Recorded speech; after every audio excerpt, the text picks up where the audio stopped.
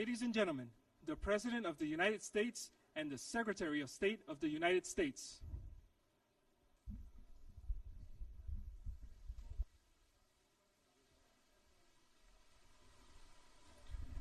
Well, thank you very much. I want to begin by thanking the Prime Minister and President of Vietnam.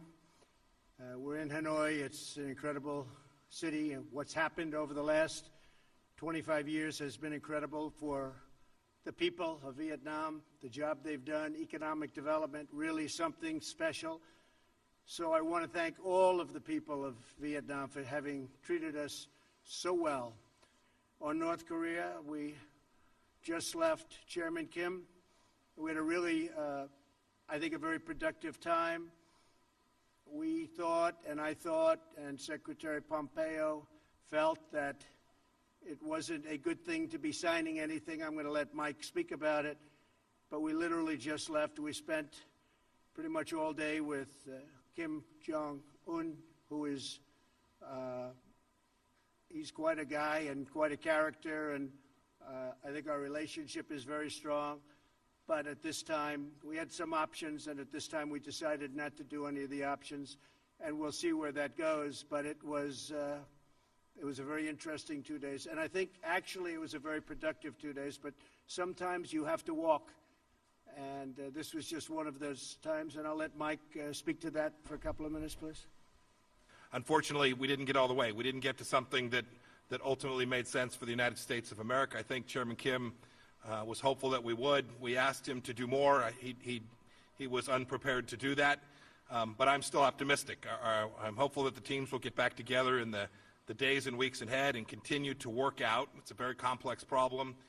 We have said since the beginning that this would take time. Has this process been more difficult than you thought? And was the North Korean demand for lifting of some sanctions the real sticking point here, in that you did not want to do that and they did?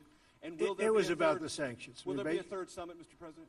Basically, they wanted the sanctions lifted in their entirety, and we couldn't do that. They were willing to denuke a large portion of the areas that we wanted, but we couldn't give up all of the sanctions for that. So we continue to work, and we'll see, but we had to walk away from that particular suggestion. We had to walk away from that. And one of the things, importantly, that Chairman Kim promised me last night is, regardless, he's not going to do testing of rockets and nuclear, not going to do testing. So, you know, I trust him, and I take him at his word. I hope that's true. But in the meantime, we'll be talking. Mike will be speaking with his people. He's also developed a very good relationship with the people, really the people representing North Korea. Thanks, Mr. President. Did you commit with Chairman Kim to a next summit during your term? No. Okay. We'll see if it happens. It happens. I have not committed. They are at this point, some would say, a nuclear power. Do you accept North Korea as a nuclear armed state, at least for the time being?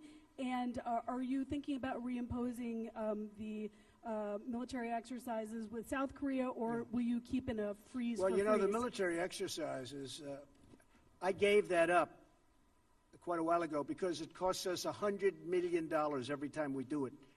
And then they come and they drop millions of dollars of bombs, and then they go back.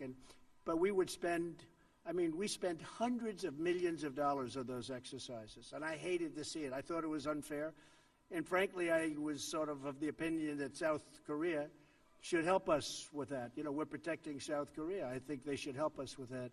So those exercises are very expensive. And I was telling the generals, I said, look, you know, exercising is fun and it's nice, and they play the war games. And I'm not saying it's not necessary, because at some levels it is, but at other levels it's not. But it's a very, very expensive thing. And, you know, we do have to think about that too. Debbie Edward, ITV News. At which point did it become clear to you that you wouldn't be getting a deal here in Hanoi? The language from yourself and Kim Jong-un was very positive last night and even this morning, and therefore was it a mistake to come No, I think here? the language was good all throughout. The language has been good even now, but you know, I don't go by language, because we had probably the toughest language in the history of diplomacy, if you call it diplomacy, at the beginning, and yet we became very friendly. I don't believe there was any tougher language ever than that. But again, this was something that should have been handled by other presidents long before me. But Channel 8, 동아일보, South Korean media outlet here. I'd like to ask you, you said that we do not particularly know when North Korean leader will be willing to come to the table and take the actions that's been required. If that's the case, would the U.S. be willing to strengthen the sanctions and perhaps put the pressure on North Korea to move forward? I don't want to comment on that. I can just tell you this, that we have very strong sanctions. I don't want to talk about increasing sanctions. They're strong. They have a lot of great people in North Korea that have to live also, and that's important to me. And I would say this, my whole attitude changed a lot because I got to know, as you know, Chairman Kim very well, and they have a point of view also. So I don't want to really talk about that. I just think that hopefully for the sake of South Korea, for the sake of Japan, and frankly for the sake of China, I was talking to President Xi, who really is a man that gets the respect of a lot of people.